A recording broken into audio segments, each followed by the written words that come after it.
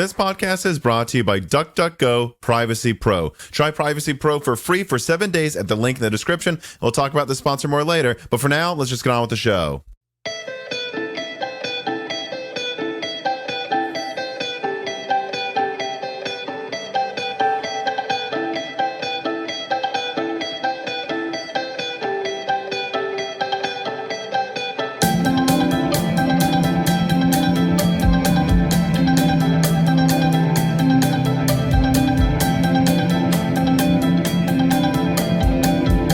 Welcome to Broken Silicon, a gaming hardware podcast. I am your host, Tom, and today I'm joined by my co-host, Dan.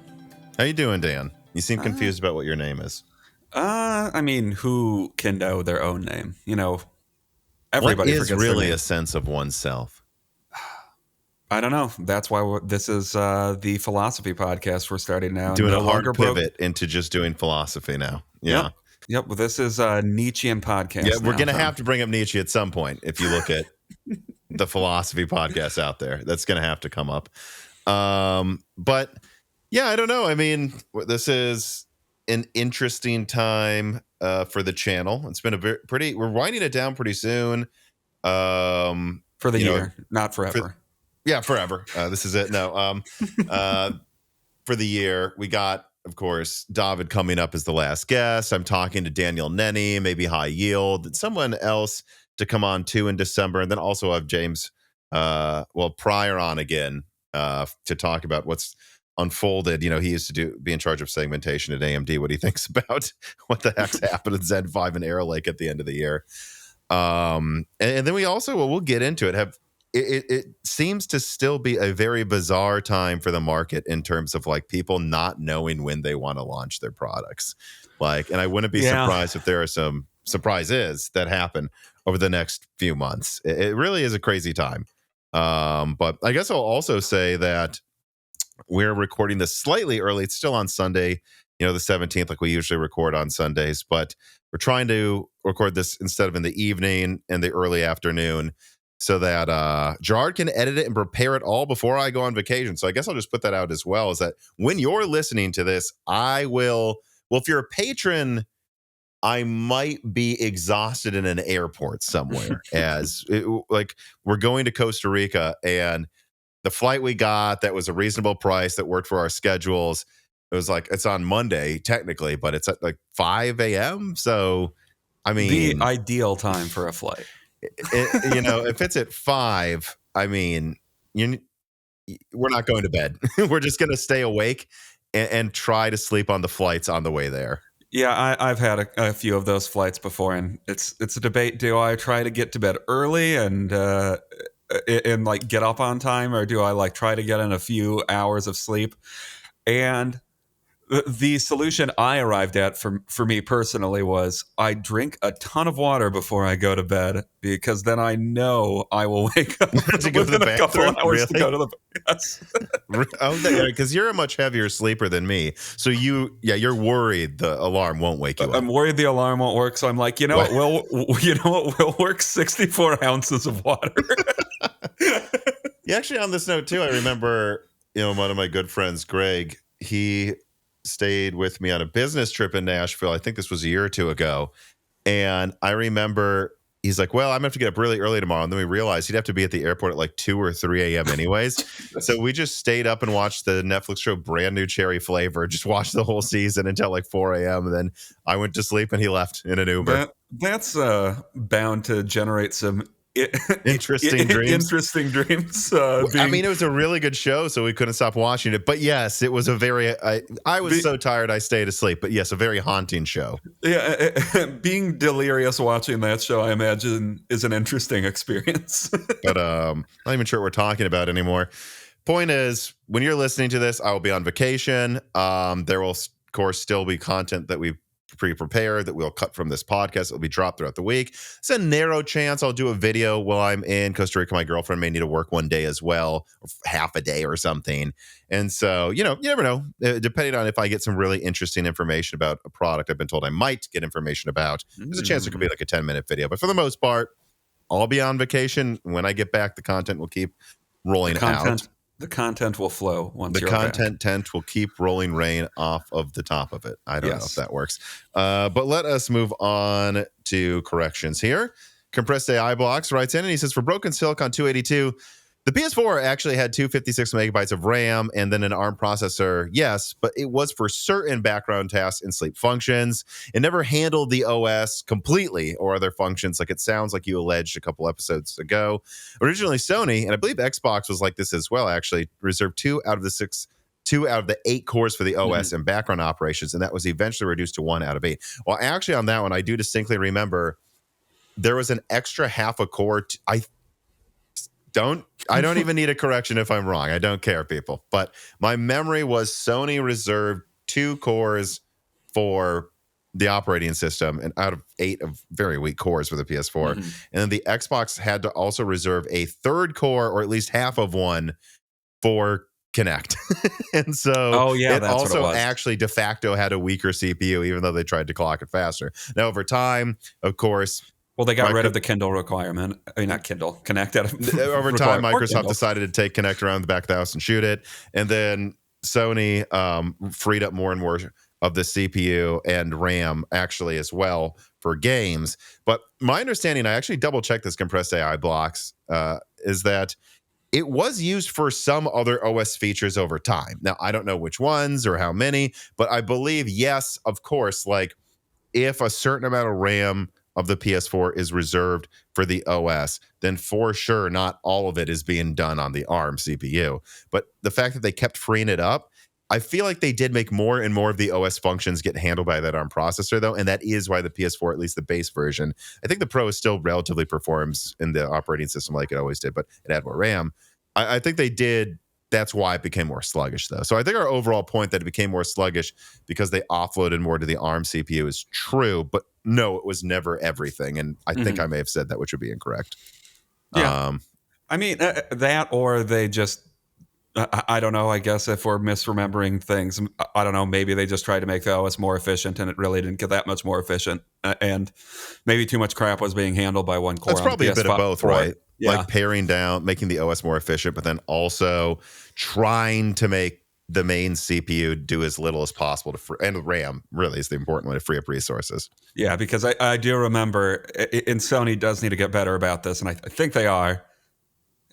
Stop making your freaking consoles so sluggish at the end of the generation. Just, well, I don't know. Well, like the PS3 was the really bad one. I mean, it basically became unusable by the end. Well into the PS4 gen, it became unusable because they just tried to make it use the PlayStation Store app, the same one the PS4 uses. But I do think, on the one hand, they probably will do that less moving forward, but it's probably because they have less direct competition is the reason they would. I mean, if we're being honest, there was, especially with the PS3 and 360, there was just this arms race to try to say Alan Wake looked better than Killzone or whatever. And like, I think that's why they were willing to compromise that, because in reviews, they could still claim Uncharted 3 best looking game or not. Yeah. And I think over time, over time, there'll be less pressure to do that for Sony, but also over time, it's just the latent performance is just higher.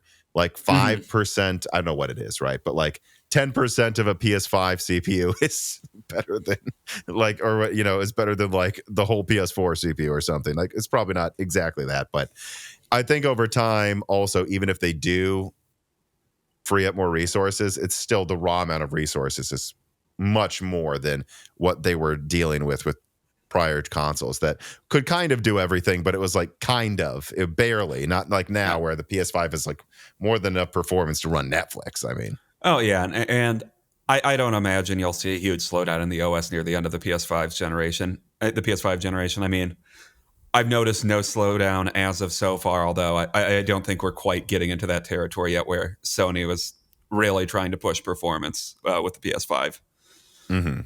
Carbon Cry writes in, says, Tom, in the last Die Shrink, you yet again made fun of, dismissed, and demeaned Microsoft OneDrive. I think you're often mistaking OneDrive for BitLocker. Nope. BitLocker is bad. OneDrive is by far the best integrated cloud solution. Beg to differ. Ideal for anyone moving between desktop, laptop, work computer, and even phone. Especially Samsung has incredible OneDrive integration. Today, OneDrive is the one huge competitive advantage of Windows for me, the reason Windows remains my preferred OS. And remember, I grew up using Linux. Yeah, I don't think you're a fanboy. I just think OneDrive. So when I worked at General Motors and the company after that, OneDrive worked fine. I mean, for business. And depending on how you decide to use it, I'm sure it can be okay. But what I do know is that it almost destroyed my girlfriend's data from her PC. And I've seen way too many people, including Wendell, complain about how this works. And so I think for business, it's probably fine. But I think turning it on by default for consumer laptops or desktops is just a disaster, and it's just a way to try to trick you into having to buy more storage because they've hijacked your files and they're not where they're supposed to be on your PC, which breaks a lot of games compatibility when it's trying to reference things in folders that are now in the cloud for some stupid reason. So no, Carbon Cry, I do know what OneDrive is, and I think it and BitLocker suck. Yeah, I mean, OneDrive, I've had similar issues that your girlfriend has had too. Like it completely screws with your file management. It like tries to subtly trick you into using it as the main thing you store things to. And then, oh, look at it has, I don't remember the exact limit that it has, but a limit that you can reach surprisingly quickly. And then, oh, it's like you're 5 gigabytes, I think. yeah. And then it's like, oh, you're screwed out. Now we want you to buy this, which is another thing that Microsoft keeps trying to do is turn Windows into a service video or a live service video game where every feature is behind some freaking paywall, like that they show you on your desktop. And OneDrive is part of that for me. Like, no, I really don't like OneDrive. Maybe I'm in the minority of people here, but I also think OneDrive sucks. Yeah. And again, I don't think I really ever had issues with it when I used it for work, but I do have an issue with it in a lot of consumer devices that have it on by default, with, in my opinion, really stupid settings on by default. But all right, let us now move on to the first story here. Story number 1. Intel just admitted its Arrow Lake launch didn't go as planned and is promising fixes. First quoting here from Robert Halleck, Intel VP of Client AI and Technical Marketing. I can't go into all the details yet, but we've identified a series of issues, multi-factor. They're at the OS level, they're at the BIOS level. The launch just didn't go as planned, and that's been a humbling lesson for us all, and has kind of inspired a fairly large response internally. They get to the bottom of what happened and to fix it. I think the bones are solid. Arrow Lake, it is. I truly believe that it is fundamentally a good part. It delivers power consumption reductions that we really needed to make across our entire portfolio by now. I don't know. To me, it just seems like we're getting deja vu. Arrow Lake launched with similar issues as Ryzen 9000, to be fair, but they were arguably worse because Arrow Lake wasn't even 5% better than 14th gen at launch. It was a regression, and it also doesn't have 3D parts coming to redeem it in any way. Meanwhile, Intel's previous big launch, Meteor Lake, also launched in a very poor state. So it's hard to believe that this is just another fluke like Zen 5, considering it's worse than what happened with Zen 5. And we've already seen this before with the previous Ultra generation. So what's going on at Intel? Well, in the aforementioned live stream, Robert Halleck claimed that there was a matrix of possibilities in combination of BIOS and OS vectors, resulting in issues with high memory latency. See, but I was already warned about this and told half of it comes from the fact that it's using these tiles anyways. But continuing, Halleck also set a time frame for the fixes, answering to a question from Tom's Hardware editor, Paul Acorn, that some fixes will be in November or early December at the latest. At the same time, though, Intel's current best performing product, Raptor Lake, finally faces a class action. The class action complaint represents a specific case of a New York customer who bought an i7-13700K, had issues with instability, random crashes, and restarts. Issues not even installing a patch for the 13th gen fixed. Hopefully, Arrow Lake and its few users will only suffer at launch and not, like its predecessor, Raptor Lake, just a plain broken product forever. So there you go. I mean, I guess I didn't know what to expect of Intel's response here, but I guess they're claiming they're going to have patches. And you know, I don't know if you noticed, I rolled my eyes while I was reading the amount of times I've heard a company go, this has been humbling for us. Okay, sure. It's always humbling. But go on. The one thing I guess I will give, and it's the slightest degree of of credit, is at least they're finally acknowledging that a problem exists when a problem obviously exists. I don't really know if I want to believe them when they say that these are temporary performance issues. Like, how long have you guys been testing this for? How is this such a shocker that like it's not performing to the standard you wanted to meet? Like, it kind of doesn't make sense to me. And as I've said in the past, I don't really trust much of what Intel says at this point. So, okay, you say you're going to fix it. Show me what you got. Is it now better almost across the board than the 4900K in performance? Because if it's not, it's like, good job, I guess. AMD's last generation is still better than your current one. Like, not to cool. mention the newer one. Yeah. Compressed AI Blocks writes in, Tom, Intel announced there will be an Arrow Lake fix for gaming coming within a month. Say, as a hypothetical, that the inconsistencies and instabilities are gone, okay, and then it gains 5 to 10% across their stack in gaming. What price would the 245K, 265K, and 285K have to be to attract them now? Will they ultimately still have to have severe price cuts, do you think? Yeah, I do, because, look, I actually looked this up, of course, before we started recording, Dan. In the TechSpot, which is Hardware Unboxed, the 9800X3D beats the 285K in gaming by 35% on average in 1080p. So I don't know what patches they got coming, what BIOS updates, but I doubt it's going to improve performance by 35%. And they're still down 5%, according to Tech Power Up, in average application performance. So they would need a patch that's at least 10% across the board. And even then, we'd have a narrow application performance win and still a pretty horrible defeat in gaming, still really being comparable to Zen 4 in gaming at that point. And therefore, it still needs price cuts because AMD's done price cuts. I mean, I haven't checked what it is now, but typically you're finding the 950X, I believe, for under 600. You know, you're finding the 9900X, which is becoming something I'm going to recommend more and more now, for like $400, 450 or something.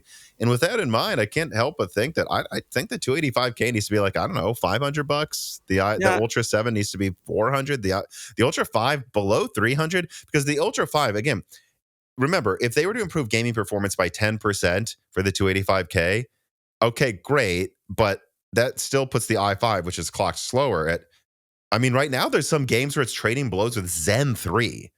So yeah, I think 300, 400, 500 would still have to be the prices, because they'd still be behind the competition half of the time, especially if you're not talking about the Ultra 9. The Ultra 7 and 5 are even slower.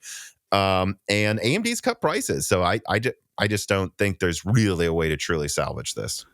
Yeah, I mean, I guess if they get a meager performance, like I shouldn't say meager, realistic of like 5 to 10%. I don't know. The 285K is probably justified a little bit above the 9800X3D, like maybe. And I don't know. Everything else still needs to be cheaper. Like you said, everything needs. I think the 245 maybe needs a like $80 haircut, and the other two need like a $100 cut in price at least. Like, I don't understand how they're priced at what they're at now, on Newegg at $630, but that's entirely too expensive in my opinion. And the only reason they're even remotely holding that price is because it's been a paper launch, so there's like almost none of them for sale.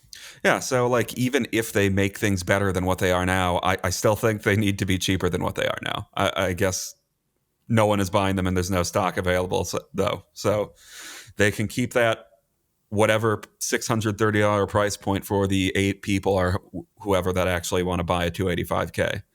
Well, and let's, call a spade on this one. We don't need, like, yes, theoretically, were it to be this good and that to do that, it would be fair if it was this. Let's remove just pretending everyone watches the latest news and evaluates things perfectly fairly. That's not what most people do. They look at day one reviews, and I don't think I've seen day one reviews this bad in my life.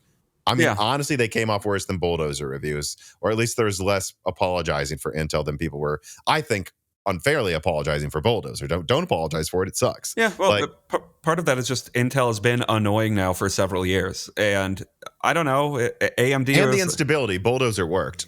Yeah. I mean, it wasn't unstable. It's just like when Bulldozer came out, they were still coming off of AMD having a decent amount of goodwill towards the market. I mean, the market having goodwill for AMD, and here it's just, well, this is after 6 months of you guys, actually probably more than 6 months at this point, like 8 months to 10 months of them pretending there isn't an issue with Raptor Lake, and people are tired of it. Right. This was the worst time for this to happen because it's following a generation that lost a lot of trust for them. So I think you could remove Zen 5. Like, I think I've said this, like Zen 5 could not exist, and AMD's going to outsell Intel because of the goodwill they've lost. And now they've lost again with Arrow Lake, and Zen 4 is cheap. So remove Zen 5 from the equation. They would need to do price cuts anyways with how bad this launch has been. So again, to answer the question, 10% wouldn't be enough to really make a crazy difference, and AMD's already cheaper. Yeah, it's going to need drastic price cuts. It just will. Yeah. Like at a minimum for any amount, for them to defend any of their do-it-yourself market share, it needs to be plus 10%, no instability and price cuts. Dark Helmet writes in, is there any indication that the lack of hyperthreading on Arrow Lake's P cores is hampering gaming performance? Yeah, I tried to look around a little bit before we started recording. I mean, maybe you could argue some of the games that use more than 8 threads seem to maybe perform worse, but that's one of those things where you would need someone to like really, really, really investigate and really know what they're doing, like Wendell and Hardware Unbox and Gamers Nexus, like really know which games leverage what. And even then APO can be used to use the E-cores with it sometimes. I can't conclusively say that yet.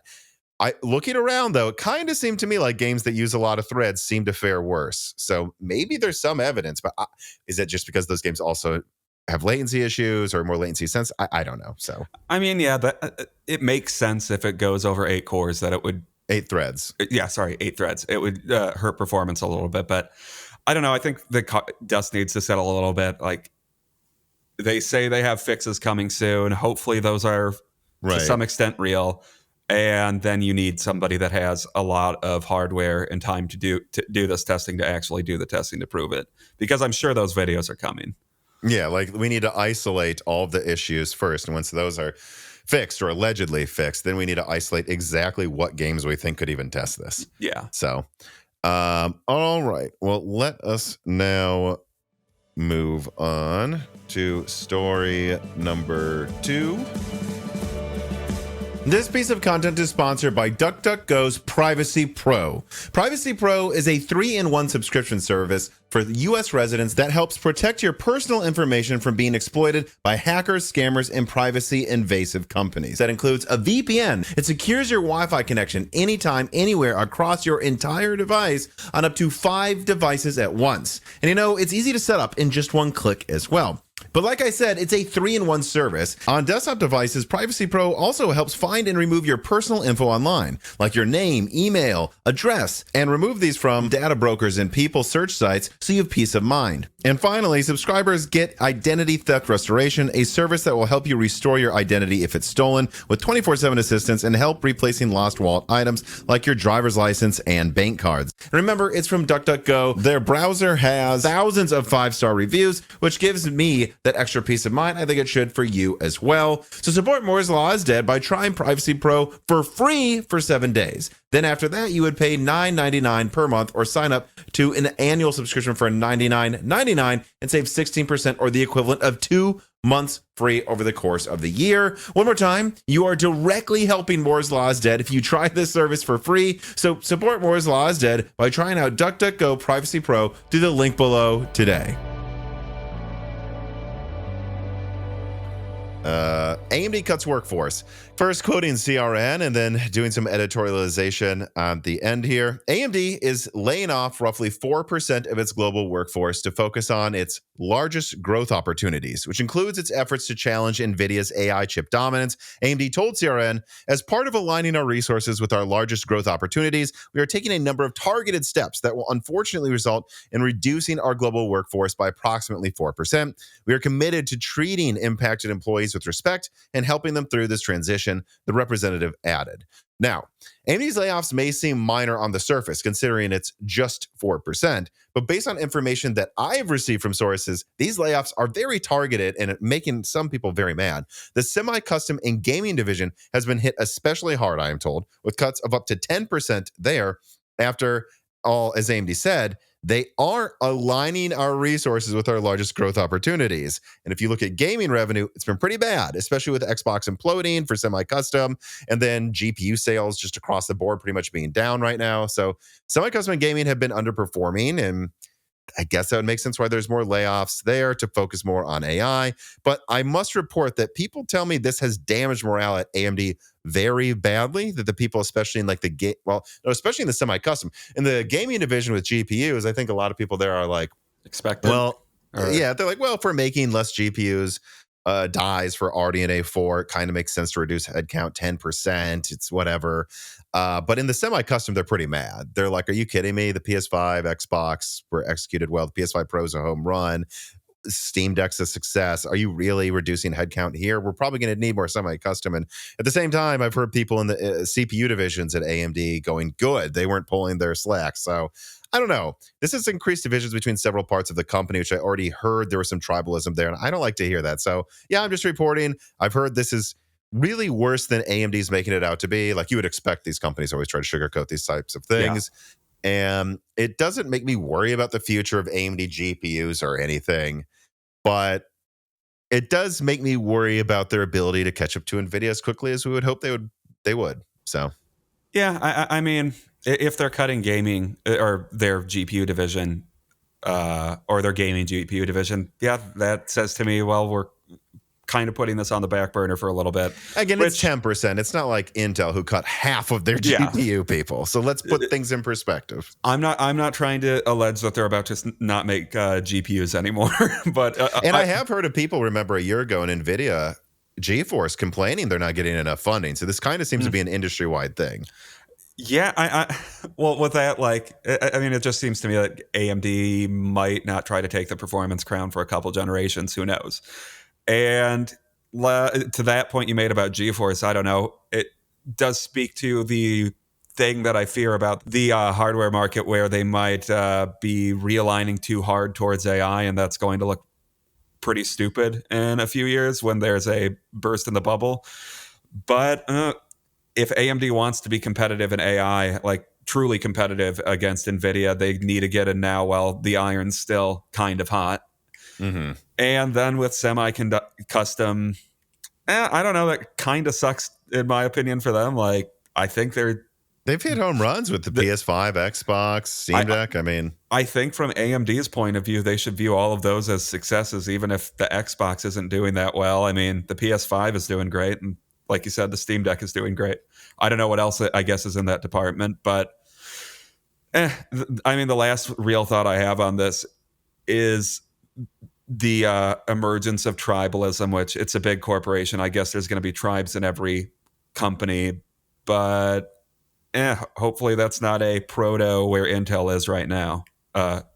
What's happening at AMD, although that wouldn't show itself for a decade, I don't think, or the better part of a decade at least, if that's what's happening.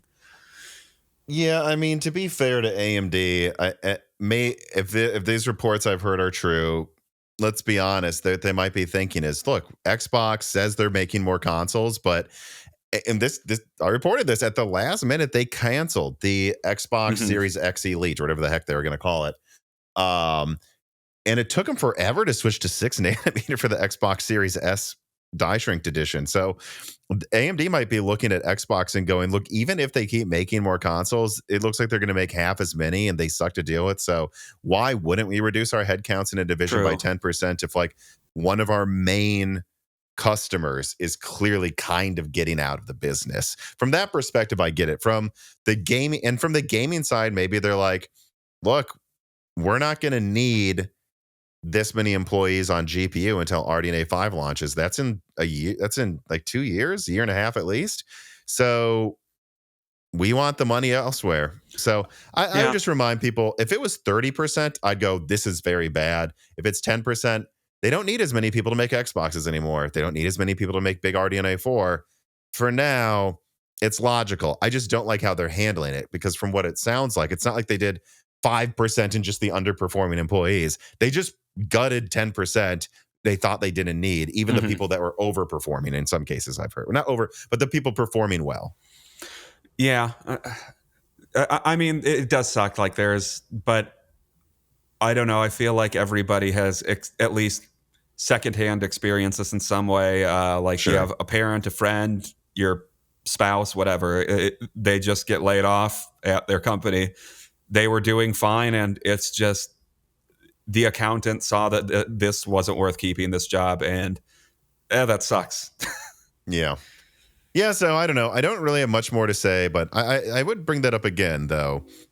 I reported a year ago that people working on NVIDIA drivers were mad they couldn't expand their team fast enough, and they blame part of the Starfield issues on that. And so the way I would summarize it is, yes, AMD has cut some of the gaming, but let's put things in perspective. AXG has gutted the graphics card team. NVIDIA hasn't fired people, but they're not increasing their budget really in a company that has a ballooning budget. So relatively speaking, they are underfunding gaming, and AMD's cut it by 10%. Mm-hmm. It seems to be an industry-wide thing to not focus on graphics right now. Like, let's just be honest. That might just not be where all the money is being made right now. So, I mean, AI is huge. All right, let us then move on to story number 3. All right, reports of panic buying emerge as Trump tariffs loom. All right, here's the write-up. It is a fact. The 9800X3D launched with heavy volume. European retailers like Mind Factory advertise piles of 9800X3Ds on Twitter. At Micro Center in the US, dozens of 9800X3Ds are verifiably, because they show you the stock online, in stock at many locations to this day. And the 9800X3D still, and I checked before we started recording, remains number 1 on Amazon. You can't be number 1 bestseller unless there was the stock to sell. So the stock is there. However, it just wasn't enough in some regions, and it is selling out, and scalpers are taking advantage of it, especially outside the United States. And while demand is a main reason for it being hard to get in some regions, there seems to be another much more concerning factor going on here. Panic buying like it's 2021 all over again. You see, this channel leaked last week that while sources within all markets I spoke with did at least have enough stock for a mediocre to decent launch, markets outside the US definitely received significantly less stock than the United States received, and distributors that I spoke with in the United States noted that there was panic buying going on by U.S. companies. And it's not just panic buying of the 9800X3D. My sources reported panic buying of all PC components by all U.S. companies to the point that we're already seeing shipping rates climb. Shipping rates have, to be fair, already been going up this year due to Red Sea attacks, but we see a new uptick.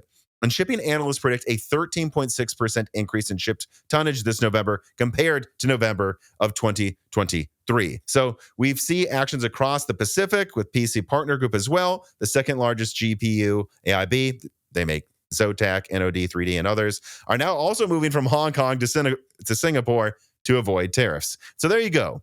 Yes, the 9800X3D is harder to get outside the US, but it's not because of a lack of volume. It's because AMD is trying to push as much stock, especially resupplies, by the way, it seems, into the US as quickly as possible before possible tariffs kick in. This is happening with many other companies too. And I must admit that I also suspect that the incredibly high volume for the PS5 Pro in the US might be for similar reasons. So my advice, if you are in the US and you want to build a PC in the next 6 months, this would probably apply to anyone on Earth, actually, consider doing it now. This influx is pushing down prices short term because they're flooding the market to take advantage of non-tariffs right now. But long term, things could get a lot worse.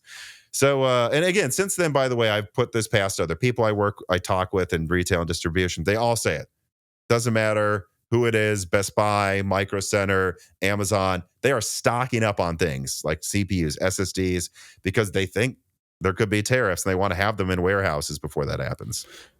I mean, yeah, I would echo your sentiment. If you're planning on building something, do it now.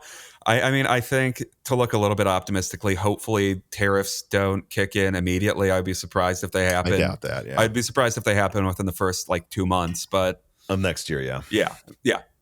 I would be surprised if there are tariffs by the end of March next year, but who knows when it could happen. That's what they're going to push for. And PC parts are going to be among the most affected. Everything is manufactured in Taiwan and or China. Yeah. And who knows, maybe they'll do a specific cutout for Taiwan, hopefully, but I wouldn't bet on parts staying cheap. No, and I think you'll get cutouts. Tim Cook is really good at Tim buttering Apple. up Trump. Tim Apple. Yeah, we should call him Tim Apple now again. Is really good at buttering up Trump, but and that's what's expected by a lot of analysts is there will be some tariffs, and then who can make him happy enough to give their company a carve out. But I could see maybe PlayStation and Sony getting that, Apple, Samsung. Uh, a small SSD company. I don't think so. I don't because they don't have the money to lobby the president. So who does that affect? Do it yourself, probably the most. You know what I Yeah. mean? Because there's all these little niche parts coming from all of these companies, and I don't know how many of them will be able to lobby this. So especially when it comes to do it yourself, should be a very real concern for people, I think. And I was a little surprised to see how much this is happening. I thought some people would be like, "Oh, that's not true," but everyone I've asked, it's happening. There's panic buying. I mean, call it panic. It seems like pretty rational to Sure. try to keep up stock right now, or get the stock while it's cheap. Mm-hmm. So yeah, I mean, I don't know what else to add to this. I think it makes sense, and if you want to buy now if you can. Deadeyes 117 writes in and says, Tom and Dan, I highly doubt this will happen, but I'm just curious on your thoughts. With the looming potential for tariffs on foreign goods in the U.S., is it possible that Intel might have an advantage over AMD by having more domestic production? I know they are leaning heavily into TSMC this generation and probably next generation, and who knows, maybe forever. But depending on how the tariffs go, do you see a possibility of Intel domestic products being artificially well priced against AMD imports? So it depends again on the carve outs. Does Pat Gelsinger butter up Trump in the right ways? He seems good at it too, to be honest. Maybe he will. But I think people are just missing how global Intel is. One of their most advanced foundries is in Ireland. That's where Meteor Lake's coming from, people, not the United States. And they still rely on components from all over the world. And I think this is something you see way too often in mainstream reporting in the United States and globally. It's just well, remember, this is made here. And it's no, the PlayStation, the APU is made in Taiwan, and then everything else comes from China and every other place in the world. No, everything pulls from parts and supplies, and the silicon itself, the sand itself, where it's from all over the world. This would affect everyone. And if there's retaliatory tariffs, and there almost always are, I mean, this will just up the prices it just up the prices for everything. Well, yeah, like you said, it's a global economy. Look where everything comes from. I mean, if people remember back in 2022, that was a big thing of discussion. If the war in Ukraine could up prices of silicon because Ukraine happens to be one of the bigger exporters of helium, which is important for manufacturing. So yeah, this, like you said, this could have hard to predict knock-on effects due to how global manufacturing a piece of sand is. Yeah. And yeah, I mean, maybe. Or the other parts around the PCB, the heat spreader. Where does that metal come from? Is it actually mass produced in China for this line, but the other line, they produce it in America? Yeah. You mentioned the war in Ukraine. I mean, grain prices went up, and it's but the U.S. has plenty of grain. Right. But if there's less worldwide, they're gonna charge more.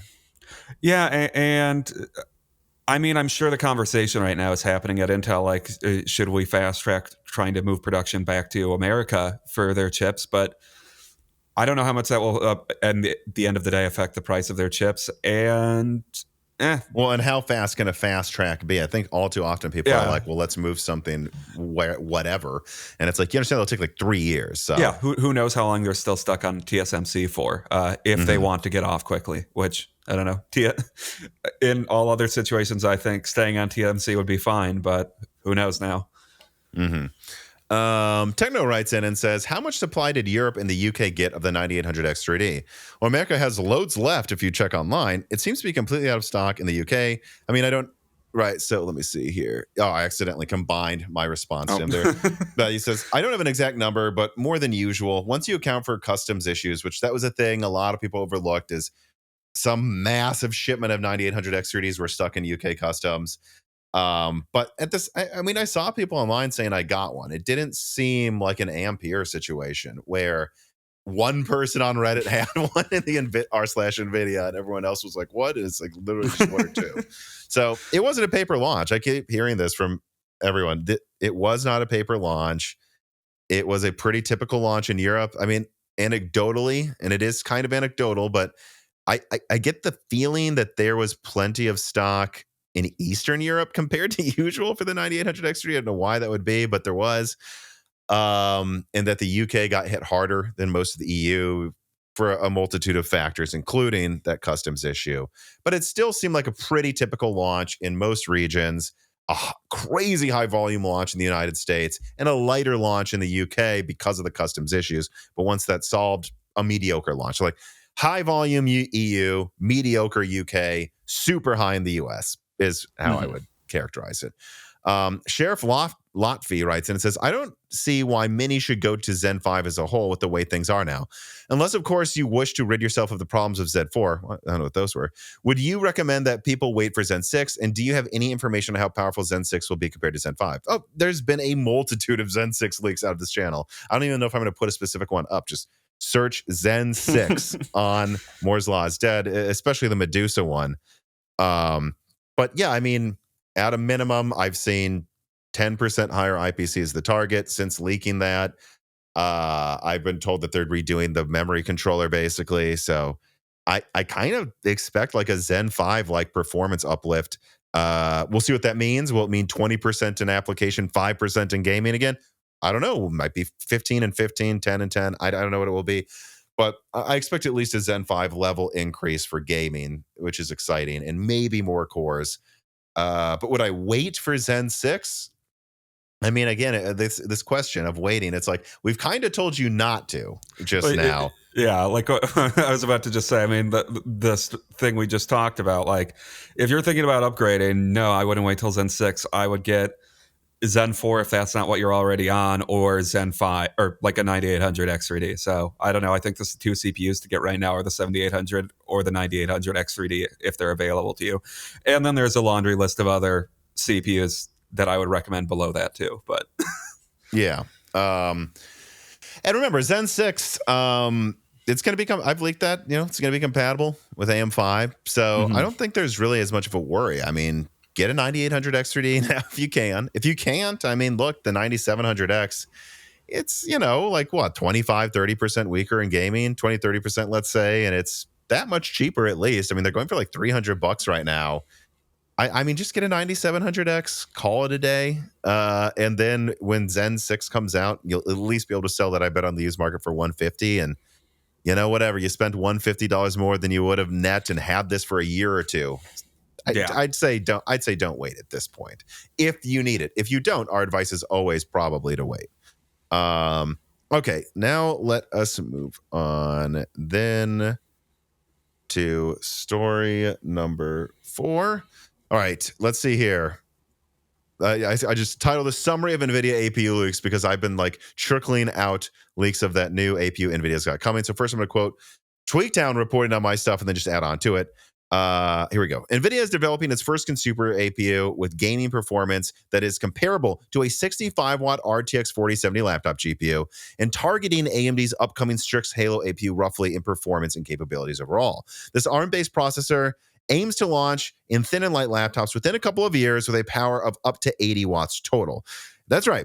From our sources, we learned key details of an APU NVIDIA hopes to push out by the end of 2025, or at a minimum in 2026. That surprised me a lot, by the way. I always heard probably 26. Seems like they want to beat Soundwave from AMD, which is an ARM APU, to the market, and be able to compete with the first Halo edition, not Medusa, but actually Strix Halo.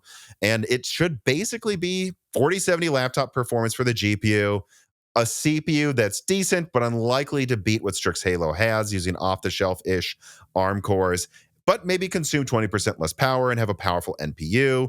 So yeah, expect a little bit lower performance overall than Strix Halo, but lower power. And if someone can fix Windows on ARM, it's probably NVIDIA. So yeah, what did you think about this? I did a live stream where I leaked a lot of these details, and I dropped some more during the NX Gamer Broken Silicon. I mean, I think having a new entrant into the market for CPU and is kind of important, and this is at least a signal that that's where NVIDIA is going.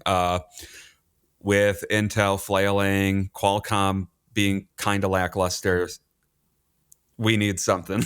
And if they can deliver this by the end of 2025, I think that will look pretty good. I mean, pretty good. If it gets pushed to like later 2026, it's going to be kind of underwhelming. But I think so. Yeah, if it performs, or I shouldn't say performs well, if it doesn't have a lot of the ARM bugs that Qualcomm had, it should. I think it will be great if it's correctly placed at the right price points, which Nvidia has a history of being bad at that, but I don't know. We can cross our fingers. Yeah, and this would be a good time to plug that we just did a die shrink. Of course, you get access to that for just $2 a month at the lowest tier Patreon, where me and you talked about what we wanted and answered questions from patrons about what they expect and want out of the Nvidia APU. And it's funny, I believe, and tell me if your opinion is not what I'm characterizing here, but at least for me, I started the episode thinking, look, it's Nvidia. They're probably going to charge a bunch of money and pretend it's an Apple APU. Mm-hmm. But then I realized, well, they're partnering with Alienware. That's for gamers. And Nvidia knows that their greatest mindshare is GeForce. I kind of, over the course of the episode, convinced myself that actually maybe they won't overcharge for this. If it had RTX 4090 performance, I'd go, oh, they're shooting for M4 Ultra pricing and stuff. Yeah. But they're not. It's 4070 launching as soon as possible. And again, laptop 4070, so 4060 Ti. And most OEMs I've spoke with expect it to just barely underperform Strix Halo's GPU. But we'll see. When I hear that, I go, I don't know, maybe Nvidia is planning to launch some $1,000 to $1,500 mid-range gaming APU. Like, that would be the way to enter the market. Yeah, and if they're only going to achieve 4060 Ti desktop performance or get close to Strix Halo, and maybe even just 4060 desktop if it's, you know, like a 65-watt 4070 laptop. And with a CPU that's probably kind of lackluster for a lot of applications, but is good enough for gaming with a GPU that powerful, they really can't justify a super high price point. I'm not saying it's going to be like $600, but I can't imagine it would be more than 12, maybe 1,300 for most models. Like, for it to succeed. Yeah. So that's what I'm hoping. And if there's a lot of bug fixes or there's fewer, I should probably just say fewer compatibility issues, because that's generally the issue. If there's fewer compatibility issues than Qualcomm has, or crossing my fingers, they just get rid of them or mostly eliminate them. They just don't show up. Yeah. Yeah, I think this could be a really good first generation for NVIDIA partnering on an APU. So I don't know. I'm somewhat hopeful, and I don't necessarily love that NVIDIA might be the next big entrant into the CPU market just because of how big of a company they are. But competition is better than no competition. Yeah. Yeah. And I think this is, well, let me throw this in first. Techno writes in, with NVIDIA's ARM project coming out in late 2025, you kept comparing it to Strix Halo. However, if Intel is just downplaying Panther Lake because they don't want any more overhype, I don't know about that, like they had for Meteor Lake and Arrow Lake, could it lead to Zen 6 being pulled in closer? How well would Medusa Halo compete with this NVIDIA APU? I haven't confirmed performance yet, but I've heard some wild things. I think Medusa Halo is going to be a lot faster than Strix Halo. So, yeah, I mean, I think that's another reason they're probably trying to launch this as soon as possible. If they can launch this a year before Medusa Halo comes out, then I think this can do okay. But I think they know that Medusa Halo would crush this thing. Yeah, and if it were to come out close to or just before around when like Medusa Halo comes out, I don't think it would get terrible reviews just because it's the first of a new thing. But I don't think there would be great glowing reviews for it because it not probably unless it use like half the energy or something. Yeah, if it's way more efficient than what we're hearing now, sure. But if this is what it is and it releases against Medusa Halo, it's probably nothing other than good job, sport. You'll do better next time. Yeah, which I don't think NVIDIA. I think Jensen's someone who likes to hear "good job, sport." He heard that once when he was 8, and he's been traumatized by it for the entirety of his life. probably something like that with these types. But Yeah, I mean, and I think, the more we talked about it too, it's like, and that die shrink we just put out, it's just obvious. Like Nvidia's looking and seeing Intel's laptop market share look very precarious. AMD is launching a flurry of APUs every year, going for it hard. And Qualcomm's fallen flat so far, but laid some of the groundwork for Windows on ARM working. I think Nvidia realizes now, because we cannot let AMD take the entire laptop market, because they might take 80% of it over the next 4 years if Nvidia isn't there right away. And again, even if AMD takes most of the laptop, like, consumer market, I think Nvidia is going, yeah, but if Intel's collapsing, even if we get 10-20% of that pie, that's great revenue growth for us. So that is why they want to do it as soon as possible. PERTD Me writes, and it says, I'm skeptical of NVIDIA's chances of making Windows on ARM work. As I'm sure previously pointed out before, Microsoft had more than 10 years to get Windows on ARM working well. Meanwhile, we have not seen any signs of it working well with Qualcomm as they stumbled into the market. In comparison, Valve released Proton in 2018. And in 3 years, gaming on Linux improved tremendously, so that when Valve announced the Steam Deck in 2021, I knew even by then that at least the software behind it should work well. And there's just never been a successful proof of concept yet for Windows on ARM working, especially in gaming, when half of Qualcomm's games list are lies, which is, to remind people, Qualcomm has a list of games that work well. Half of them don't, with some of the devs saying, take my game off that list. But he says, there's a silver lining, though. AI researchers and hobbyists will love this thing because it will run stuff they always used to run with CUDA. For professionals, this APU should allow them to have an actual portable AI workstation with reasonable power efficiency and let them run CUDA on a bare metal without relying on cloud computing. It will be a true AI PC, trademark symbol. Yeah, I mean, I think that's a very good point as well, and something where I do not expect their CPU and the APU to be remotely as powerful as Strix Halo. But as long as it doesn't get in the way, I think that's a really compelling argument is, hey, man, we got NVIDIA in an APU with a great NPU. And if you're a if you're a developer, if you're compiling a lot of stuff, writing a lot of code, ARM works fine right now. This is your AI development PC. So I think there really is an avenue here that into getting some level of success, even if it's not perfect, in a way that Qualcomm just didn't have any argument. Yeah. There was no reason to go to Qualcomm for anything except it should be cheaper or use less energy. They don't have any of the AI or NVIDIA brand recognition that NVIDIA has. Yeah, and to his point about Proton improved over 3 years. I mean, that's a software thing, so that I think you are more likely to see gradual improvement over time, whereas there's only so many hardware releases every year, and we don't really have a trend line yet to see how much better it's getting. It's getting as this big push by Microsoft is happening. So I think it's fair to be skeptical of new product or companies getting into trying to get into new markets. The last 2 times it happened, it's kind of been a wet fart, but there's always the first time that it works. So I don't know. Yeah, I wouldn't bet NVIDIA is going to be dominant in CPUs in 3 years, obviously, but a modest success I don't think would be shocking, which is kind of what I'm expecting. Melodic Warrior writes in, he says, read Die Shrink 138.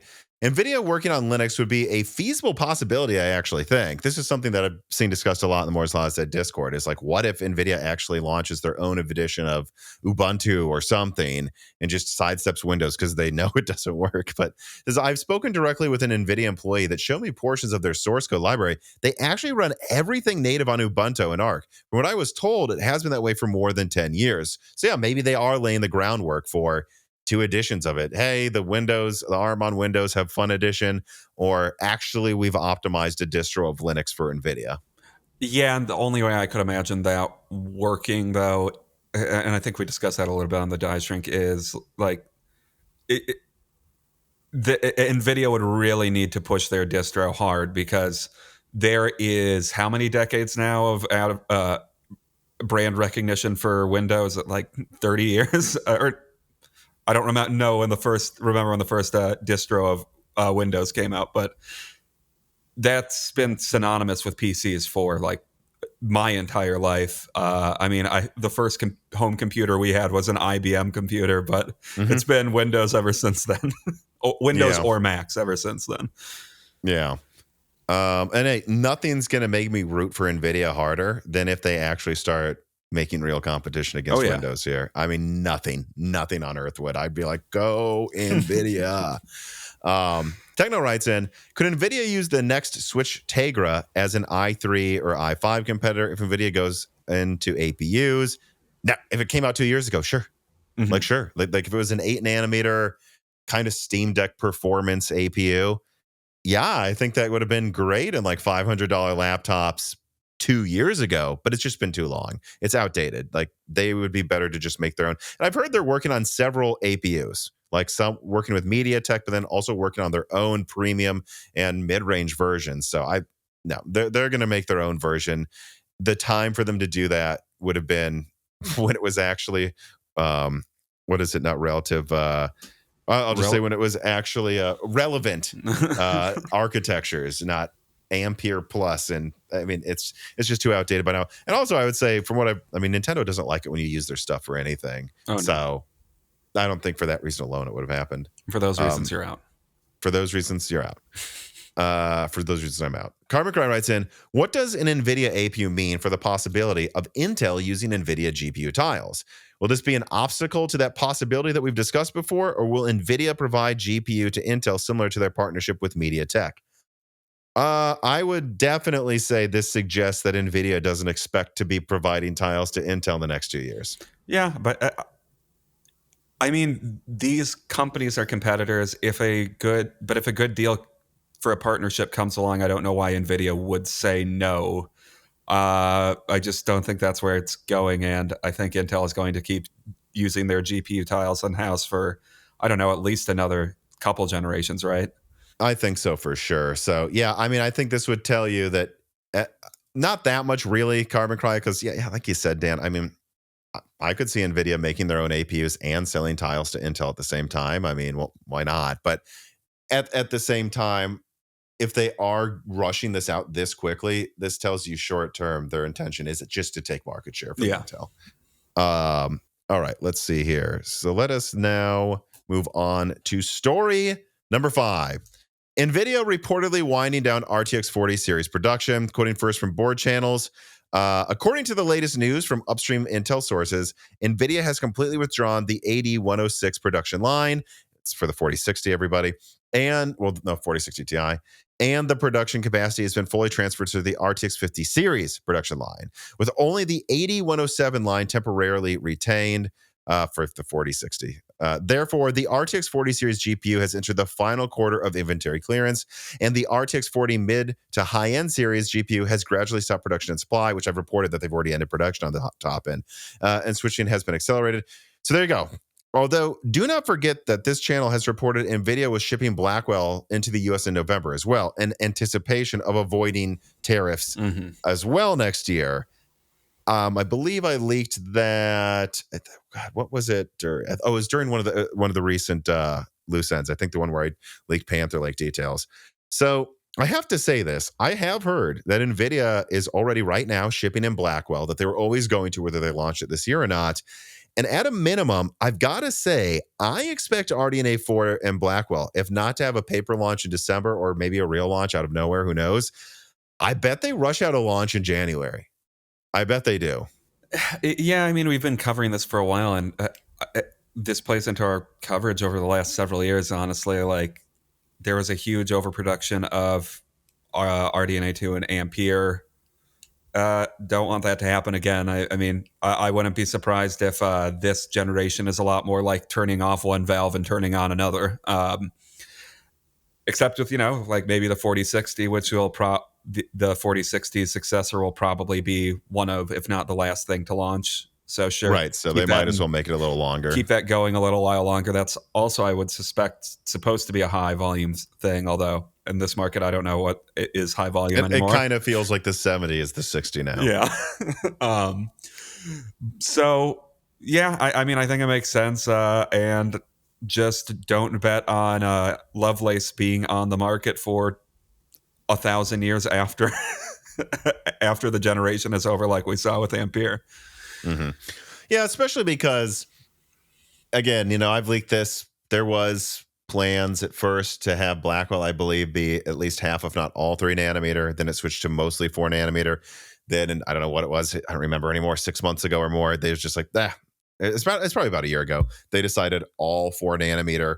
So this is something kind of like Zen 4 to Zen 5, where they can pretty effortlessly just say, now make this, because it's almost the same node. Effectively, it is in terms of like the resources used and kind of with the contract. So yeah, I really don't expect Lovelace to be around that long. I've already leaked that high end is done. Now it seems that the low end is being wound down. And I mean, yeah, I think we'll just have to see. But I don't think it really matters whether Blackwell and RDNA 4 launch in December or if they launch in January. I mean, look, we're more than halfway through November as of when this episode will come out. And it still, to me, feels like if there's a launch this year, it's going to be a very rushed, papery thing. And Yeah. what they're really going to aim to do is probably tease or show it off and announce a CES launch. But I'm really suspecting it's going to be a big launch. I get the feeling, because of the worry about tariffs, probably both AMD and Nvidia, and as we'll get to soon, maybe even Intel, are going to go, no, it really is launching for like first half of January, and we're going to try to shove everything out in 1 month so that and so that it's both before the Chinese New Year, but also before tariffs are possibly implemented. So we'll see. There might just really be a rush for the door in trying to get your GPU Q1 of this year. That's kind of what of 2025. That's kind of what I'm expecting. Well, yeah. I mean, and if they wanted a big launch this year, we would have needed the launch like 2 weeks ago. It can't be this year anymore. So, I guess big January launch. Hopefully they're not rushing, and hopefully it's not very buggy. But that's what that could be building towards. Well, on that note, I can't speak for NVIDIA. Maybe I should ask about this, but I can say that I've been told that RDNA 4 is pretty much done. So I'm not really worried about it being buggy right now. And in fact, it's technically out in the PS5 Pro to a certain degree. So. Yeah, and there's only 2 dies this time around, so and AMD is at least saying that they're becoming a software company, so hopefully these issues become less common with them. Yeah, and so again, I just bringing up shopping advice. I wouldn't hesitate to build the PC now. And if you see a 7900 XT for $600 or less, a 7800 XT, I've seen those for like $400 sometimes. I don't think you're beating 7800 XT for $400 with RDNA 4. But if you're looking for anything above the 7900 XT, I really wouldn't buy now, though. Yeah, and I would just have your money in your bank account for January to buy up. It's a really weird time where it's like timing the market is actually a thing. But I just, if you're getting a 4080 Super or a 4090, I just think you're going to feel pretty silly after this stuff comes out. But if you're buying a low-end card, no, I mean, look, they've even said they're going to keep making the 4060 for the time being. I mean, if you see a good deal on that now, getting that and throwing that in some discount Zen system before prices go up is I think, a very wise decision. All right. Let us now continue the GPU discussion with story number 6. Some sort of Battlemage launch is apparently happening in December. This has been rumored for a bit, but a couple of days ago, Tomasz Gawronski on Twitter leaked what appears to be marketing materials that indicate Intel is doing some sort of launch or reveal of Battlemage in December of this year. And I actually have a quote here that I'm going to read. I can also independently confirm this. One of my best sources reached out to me over the weekend and said, by the way, I was just notified that Intel will be briefing people about Battlemage before the end of November in preparation for some sort of launch happening in December. They really want to be able to claim they didn't fail their roadmap. And so, yeah, I mean, some sort of launch or claimed launch is going to happen in December. However, I do want people to consider the following things. Number one, I reached out to AIBs today before we started recording, and at least the ones I got a hold of, not all of them, maybe I missed, I don't know, maybe a blind spot, maybe on Monday, they're all going to email me and say, oh, and this happens, I was wrong, I don't know. But at least as of Friday, nothing about Battlemage to this day. They don't know when it's launching. They don't know what to expect. So I don't know. I think, like I've been saying over and over all year, I think Intel's going to claim some sort of paper launch in December. It's probably going to mostly be some limited edition, low volume thing, especially because point number 2 here, again, Pat Gelsinger has literally confirmed in earnings that they plan to wind down dedicated graphics and not focus on them much in the future. And also, don't forget that this channel recently leaked the performance and the specs of Battlemage. They are looking kind of like an A770 situation again. Yes, if it launched a year ago, it might be good, but it's going to be launching next to Blackwell and RDNA 4, and will be relegated to mid or low end performance once again. And so, yeah, there you go. As usual, I've noticed a lot of the press, and I do use that term very lightly here, trying to simultaneously clamor that Arc isn't dead while ignoring the fact that AIB still have no idea what Battlemage is, and Pat basically just confirmed that Battlemage is the swan song of Arc. But consider that the Arrow Lake launch wasn't a launch, right? Remember, they said it's launching, like I don't remember what day, and then it came out weeks later. The Meteor Lake launch was December 31st of 2022. That wasn't a launch. To me, it seems obvious that Intel is doing what they need in order to claim to investors that they haven't missed yet another milestone. So, what do you think, Dan? On shelves, March, whatever they said with Alchemist. I mean, I could easily see it being another one of those situations. Or maybe, I don't know, do you think there's any potential that it's just getting some BS laptop launch or something? Or is there not? No, I leaked. Remember that it's not coming to laptop. Oh, yeah. I don't know.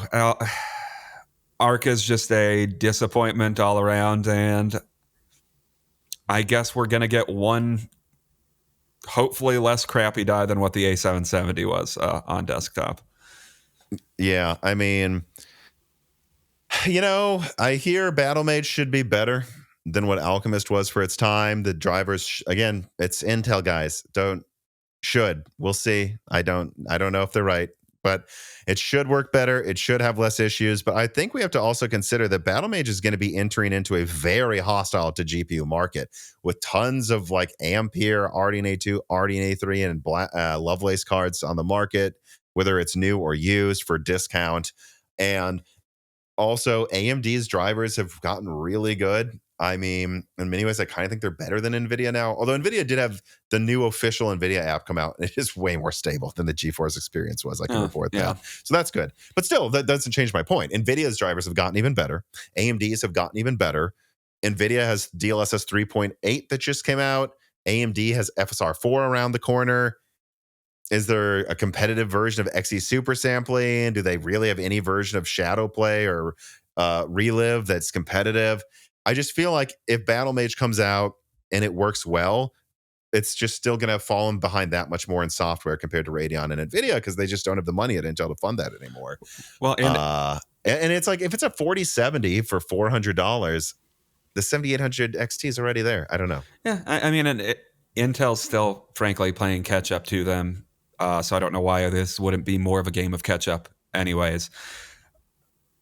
The only way I could imagine this being a product worth buying is if it's priced like really, really competitively. But if it's a 4070 for $300, yeah, then maybe. But like you said, how'd they afford that? I think it's 4 nanometer. It's not a smaller die. It's like they would be losing money. So I don't like at that point, even if they've already had them produced, like that's the only reason you would want to sell them. But like, I don't know this.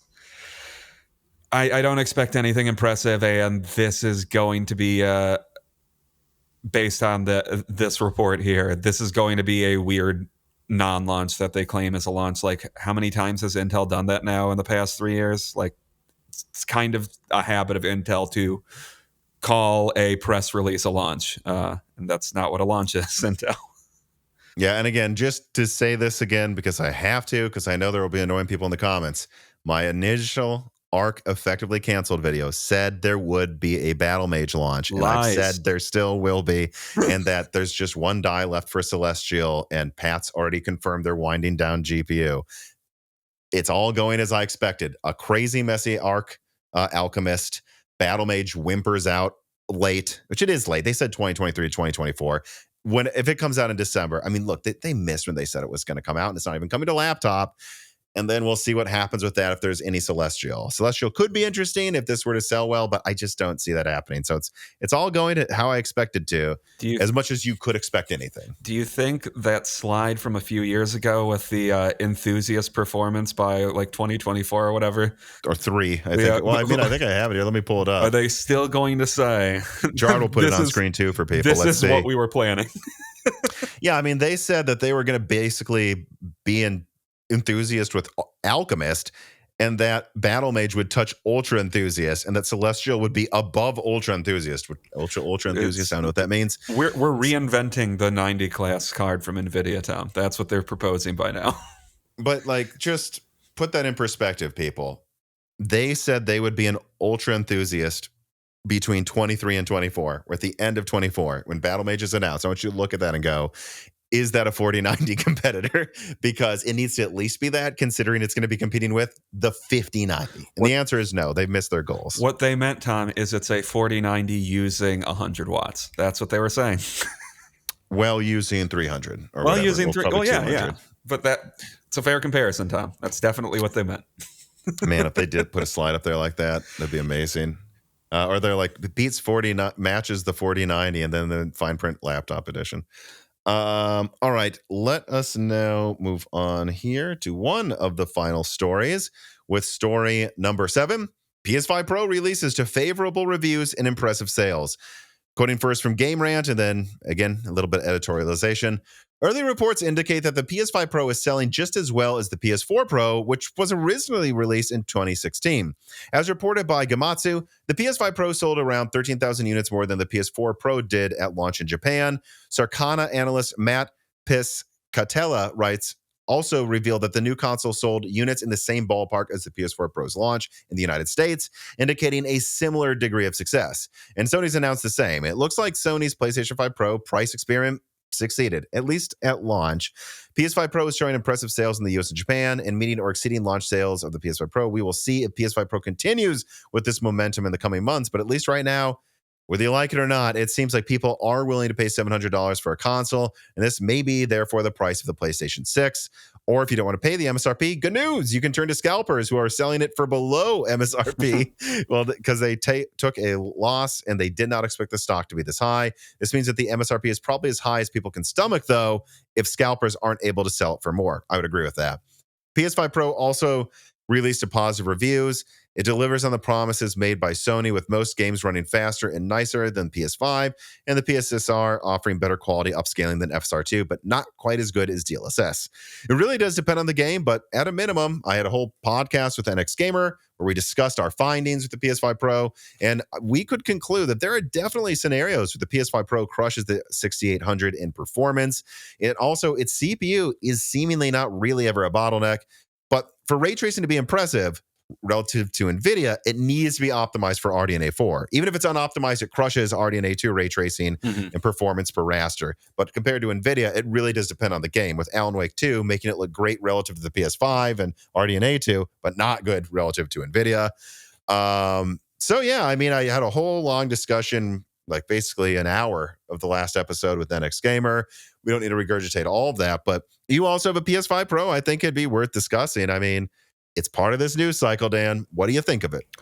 I mean, I don't think everyone should get one. I think this is a thing for people that like PlayStation a lot, and you and I like PlayStation a lot.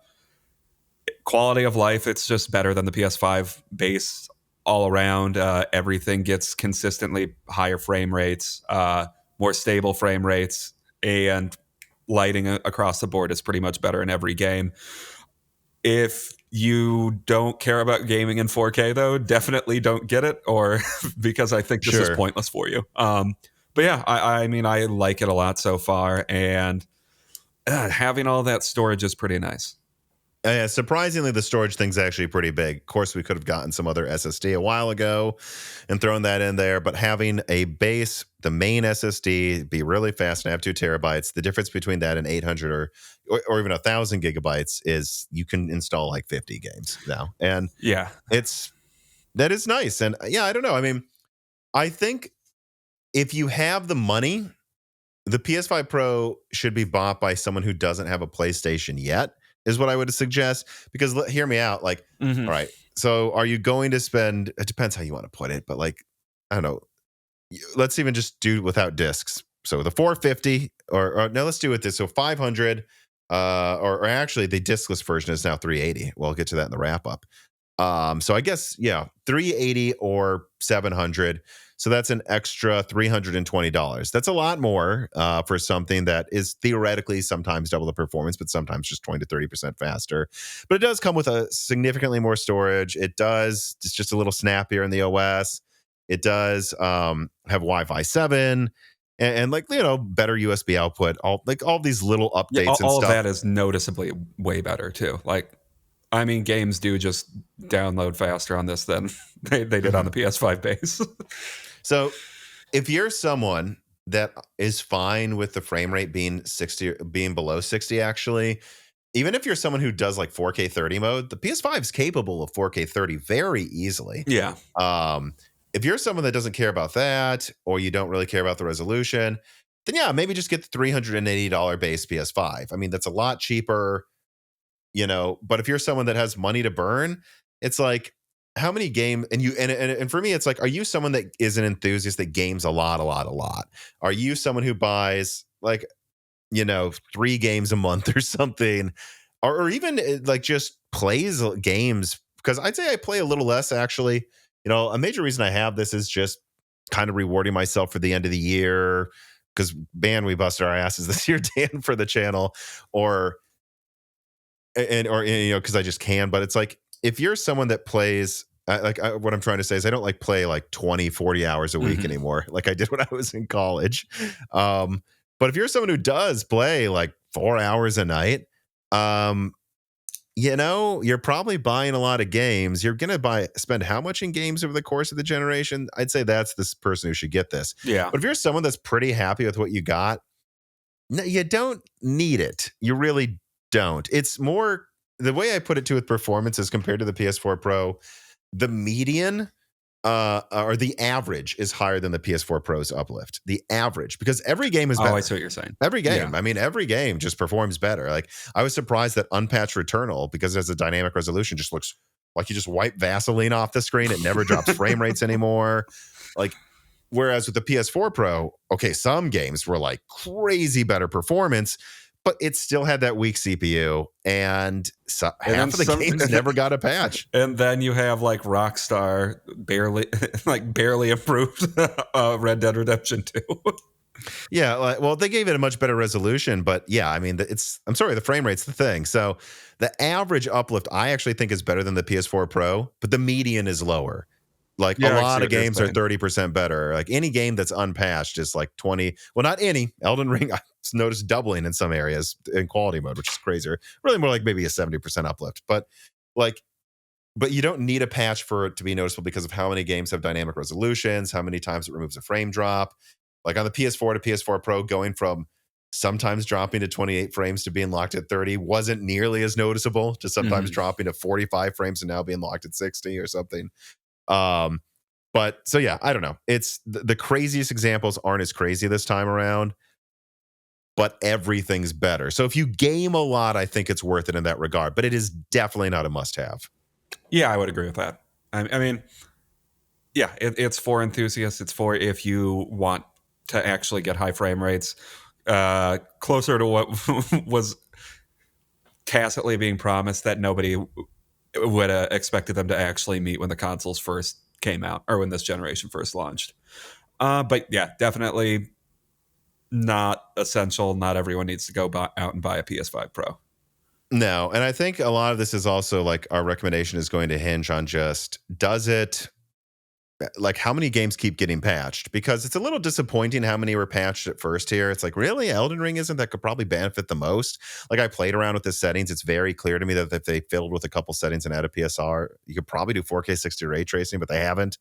And it'll be interesting to see what happens when developers really try to leverage it more than just checking boxes. Because from what I've heard talking to developers, is even the games like that are probably showcase games like Resident Evil 8, where it goes from like, in the 4K ray tracing mode, I'd say it goes from like 4K 45, 4K 50 to 4K 100 kind of. Wow, what an uplift. But even then, I'm told they basically just checked the box and enabled the default settings to boost it.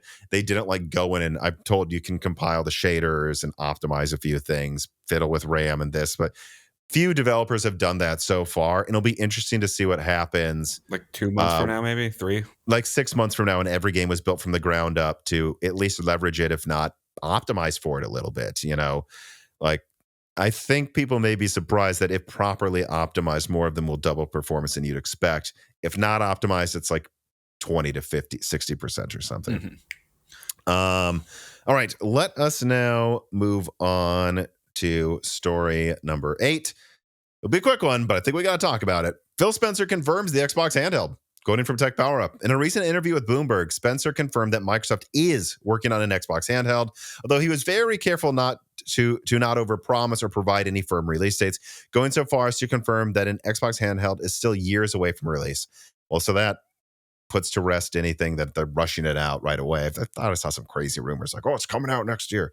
But yeah, no way. But so they are making it. They are making an Xbox handheld. I think he also hinted that there will probably be a main console release too, although I'm not 100% sure.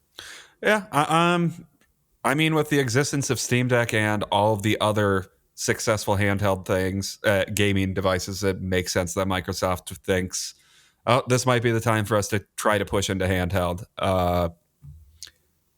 I mean, reserving judgment from a lot of what else Xbox has put out recently. If it's decently priced and has good specs, I think this thing could be cool. Like if they actually get a good mobile version of Windows running on it, or whatever they do. Yeah, cool. It makes sense that Microsoft wants to get their own base version of the handheld market going too. Yeah, and I think it just depends on how they do it. You got to wonder if they're going to do some ARM device and it's actually weaker than expected, and it's really just a means of streaming xCloud. I don't know. I really don't know anybody. But it'll be interesting because Sony's working on a handheld too, like where this might go next. To me, I don't have much to say. Confirms the rumors that I know were out there that they were working on a handheld. But at the same time, this comes in conjunction with them announcing basically everything's coming to PlayStation. I think I even saw that. I didn't look into it, so it's not in the wrap up, but I believe there's something like they basically admitted Halo's coming to PlayStation as well. To me, all of this is they're just turning Xbox into Sega, and they're just like more ways to play, the better, but we're done directly competing. And I think what people need to understand is them going for a handheld. That's them doubling down on. They just want Game Pass everywhere. It's not really about new experiences or directly competing generation, like in the traditional generation idea. Well, yeah, and this is how Microsoft kind of operates, right? Like they see, this form factor is getting a lot of steam right now. Sure. Let's put out our own thing. All right, so let us now move on to the wrap up. These are stories that we thought are worth discussing but don't require their own conversation. So number one, we already mentioned it. The PlayStation 5 Slim dropped to the price I thought it should be the whole time, which is to say around $380. Why $380? On the one hand, were Xbox to be competing well, I actually think it should be $329, $319 by now, so that you can get a disc drive with it for $400. I mean, that's what I think would really win over the stubborn people on PS4 that are like, I'm not getting it until it's cheaper than $400, dude. At the same time, though, I think we have to acknowledge that Microsoft continues to try to sell the 4 teraflop Series S for $350. And from that perspective, I just don't know how Sony doesn't go, we're charging 10% more than their console. That's a third the performance. You can't even run some games now. Like, I just, on principle, we're charging 10% more. Yeah, it's a positive development. This is where it should stay, by the way, in my opinion. Yeah, I mean, I feel like these holiday price cuts are a lot of the time just soft launches on a new price. So yeah, I would give it a pretty good chance that it does just stay at $380 after this. I'm not saying it will or won't. I think it should. Yeah. And I think it's the right thing. Sounds weird to put it that way. It's the right thing to do. Yeah. But Microsoft's insistence on keeping the Series S at $350 is baffling to me, but I guess that's just how hardware works these days, is price drops generally don't happen. It should be $249 in my opinion. Oh, I mean, agree. if you want to get Game Pass, put this console. I mean, it has 10 gigabytes of RAM. Put this console at a price that's where people go into a Walmart and go $250. Oh my god! And then give them like half a year of Game Pass for free with it and try to hook them. Like that's what they should be doing. But yeah, as long as it's $350, I don't know why Sony. I mean, really, why would Sony charge the same price for the PlayStation 5? TSMC cannot legally manufacture 2nm in the United States. Carbon Cry did a little write up here for it too. For quoting from the Taipei Times, Taiwanese law limits domestic chip makers to produce chips abroad that are at least one generation less advanced in their fabs at home. TSMC told investors in July its next generation A16 chip is to enter volume production in the second half of 2026 after ramping up production of 2nm chips next year. So I don't know. That's really interesting to see that going on. And you have to wonder if tariffs happen, if TSMC will finally repeal that, or if they won't, or if they'll use it as leverage and say, no, we're not repealing that. Yeah, I don't know. I think TSMC and or Taiwan, because Taiwan is a TSMC. I think Taiwan Kind really of is. I think Taiwan wants to be able to play that card for as long as possible. Yeah. I just think it's still worth mentioning because they're building advanced fabs in the United States. Technically, their law would prohibit using them right away. Yeah, I don't know. true. But also, Clearwater Forest might get Adamantine or some form of Xeon will. I guess Pat Gelsinger in an earnings call announced Adamantine is finally coming, but not to gaming, to Xeon first. I mean, I don't have any thoughts on this. I guess Adamantine is indeed a thing. It is finally a thing. By the way, exclusively leaked by this channel. Sometimes I forget this. I'm like, where did I exclusively leak that? It was actually the same video where I leaked Strix Halo. Oh, really? That's funny. That video was like crazy long and had like a 4070 supply update, Adamantine, and Strix Halo. I think that was one of those things where like I was like putting this whole thing together and it was like, well, I got to tell them about Strix Halo too. So just ballooned into one of those giant videos. But yeah, another Moore's Law said leak confirmed finally. Also, we have AMD's bizarre naming schemes continue. This leak comes from Golden Upgrade Pig, a Beely leaker with a pretty good track record, who says they're going to go with 8060S for the name of the graphics in Strix Halo. I wonder if there's just a rule at AMD where, guys, we need to change branding every 2 seconds. Every 2 to 3 generations. Can't last longer. No, can't do it. And hey, it has the added effect of it kind of sounds like an Nvidia GPU now, so maybe people will buy it. Yeah, maybe. It's just so freaking stupid. Anyways, AI Fish AI Wrangler writes in, if the Strix Halo iGPU is really going to be named 8060S, why can't AMD stick with naming schemes for more than a few years on laptop? This seems I don't know. I think it's stupid. AMD doesn't know how to be a company that's in a good position. That's all I've got. We keep saying it. Intel doesn't know how to be number 2. AMD doesn't know how to be number 1. Yeah. Also, I don't. This was here in the wrap up. There were some reports that Intel is matching AMD in integrated graphics performance, but Carbon Cry did a bit of an analysis on this and found that Lunar Lake's GPU slight edge is only really at 28 watts when the CPU's taking up a lot of that power budget. And most tests are actually won or tied by Strix. There's a few outliers skewing the geomean. So I don't know. I put that in the wrap up, and Carbon Cry actually dug into the data and just wanted to make it very clear. They're tied. Battlemage and Strix iGPU performance are tied. Mm-hmm. Techno writes in, what if ARC was just a 3D chess move to force game devs to support Intel's iGPUs on games? Considering the driver issues the A770 had, this is also likely to improve gaming performance on the iGPUs too. No. There's no 3D chess moves here. ARC just didn't pan out as well as they wanted it to. Intel is 3D chess flailing and releasing a bunch of bad products. It's all part of their bigger plan. Panther Lake is going to come back and be the best product of all time. They've learned from all of their mistakes from Raptor Lake, Alchemist, Battlemage, Arrow Lake. They were all intentional. Lunar Lake. And I could hear the argument that this is kind of what they're trying to do, but if that were to be what they are trying to do, I gotta say, then they should have done one die, one 192-bit die and then shove that out for 250, 300, and just keep doing that. But the fact that they try to do multiple dies, and again, they told me they wanted to beat the 3070 Ti. That wasn't their goal. There's no 3D chess here. I don't mind the idea of that strategy, but they didn't do that, and they're still not really doing that with Battlemage. Just make one die that works, Intel, put it at a reasonable price, and save money. But that's just not what they're doing. Yeah. All right, we have one more reader mail here. AI Mobile Chief writes in and says, Tom, honest question. When are you going to get off Twitter and X and join Blue Sky or Mastodon?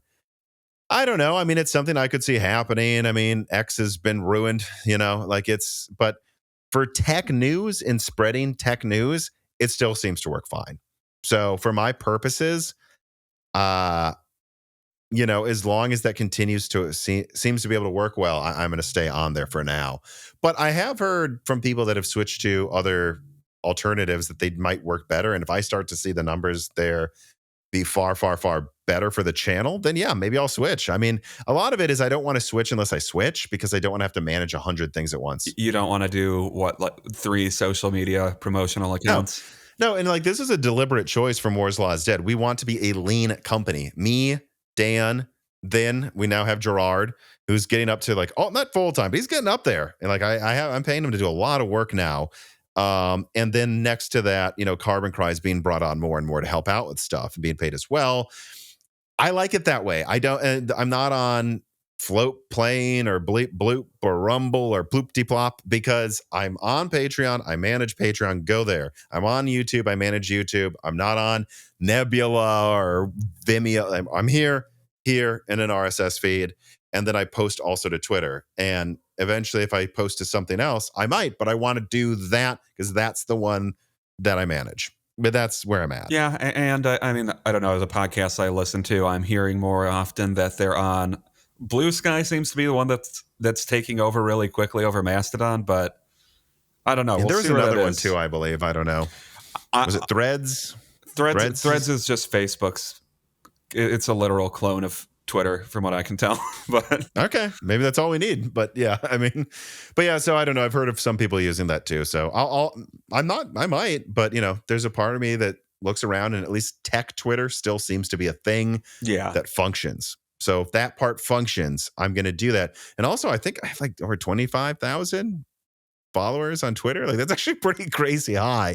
I don't want to ditch that unless, it really, really makes sense. And for now, I don't think it makes sense for me to. But hear me out, Tom. Facebook, Instagram, Threads, Mastodon, X, Blue Sky, all of them at once. It's just, I just don't see the point. You know where to find me, guys. But all right, that's going to do it for this rather lean and shorter episode, but I hope you enjoyed it. Like I said in the beginning, I will be on vacation this week. Might still put out a video from the hotel if I get info on something I'm being told I might get info on. Probably be a quick update and a down period or something when it's raining outside. But otherwise, we still got another episode coming with James Pryor next. And then I think there's still going to be plenty of stuff to talk about in December, actually. So look forward to that. And I think that's it, Dan. Any final words? Don't think so. Well, everybody, thank you for watching. Thank you for listening. Please remember, subscribe to Moore's Law is Dead, like I said, on YouTube, and ring the bell button so you don't miss that upcoming content. Also, and remember, it really does help the algorithm if you support us by subscribing on YouTube as well. It's not just the views. It really actually that helps propel views and engagement as well. Comment below for the algorithm. Like the video, subscribe to Moore's Law, to Broken Silicon on your podcast app of choice. Give us a review there on Apple Podcasts. That's been slowing down a bit. Get us some reviews on Apple Podcasts. That helps with that, or on Spotify as well.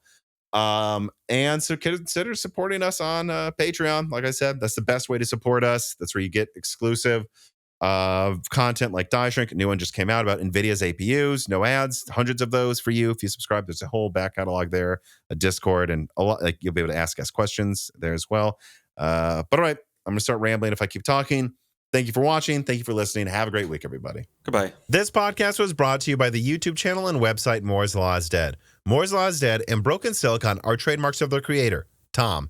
That guy is me, and I am indeed the creator, editor, writer, and showrunner of Moore's Law is Dead podcasts, videos, articles, and other media. However, it's not just me. Moore's Law is Dead is a team, with Broken Silicon co-hosted by my brother Dan, audio editing by Gerard Cortez, renders being done by the industrial designer Jean-Philippe Clermont, and special assistance is also provided by Carbon Cry and Carrie No Sugata as well. Find all of our information at www.mooreslawsdead.com on the About/Support page in the event you do want to hire me for consulting work, hire Gerard for audio work, hire Jean-Philippe for industrial design work, or you're interested in working with Carbon Cry or Carrie No Sugata as well. You can also find our long-term sponsors on that page if you want to show them some love for putting food on our tables. Or you can also mail us some love. You can send letters or hardware donations to the following address: Moore's Law is Dead, P.O. Box 60632 in Nashville, Tennessee, zip code 37206.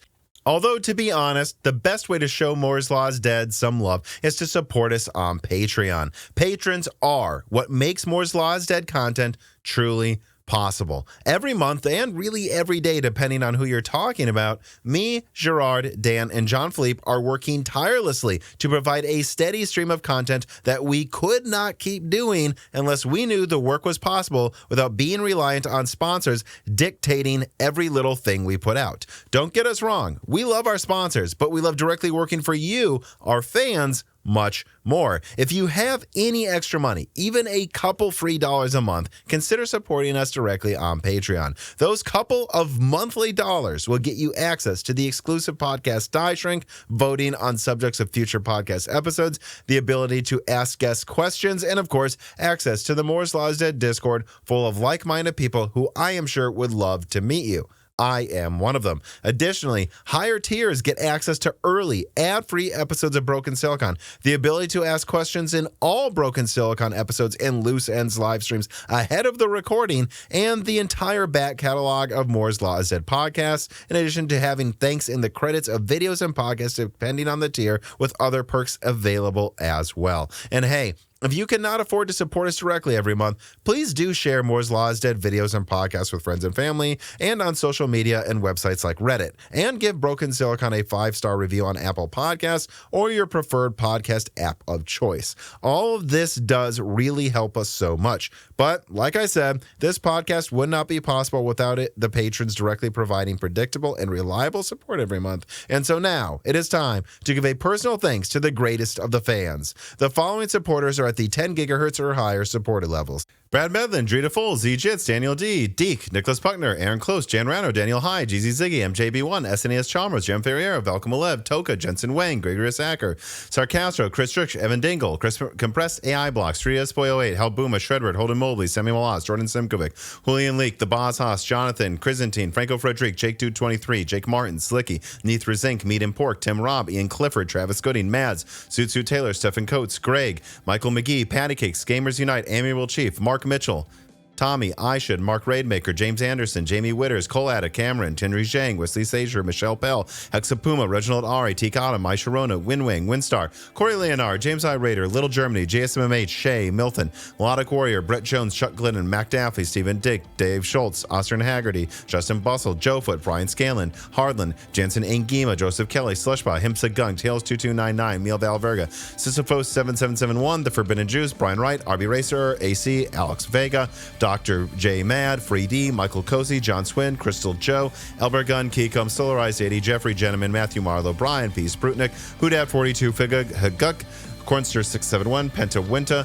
Hal Richard, Angel of Cake, Mr. Tiger, John Wick, Boomsick, Porcelain, Oats Curry, King 3, Nick, Suzmania, Sakosha, Armand, Vacatura, State Farm Steak, Rye Hill, Chi Bulls, and of course, thank you to Sahara for the music.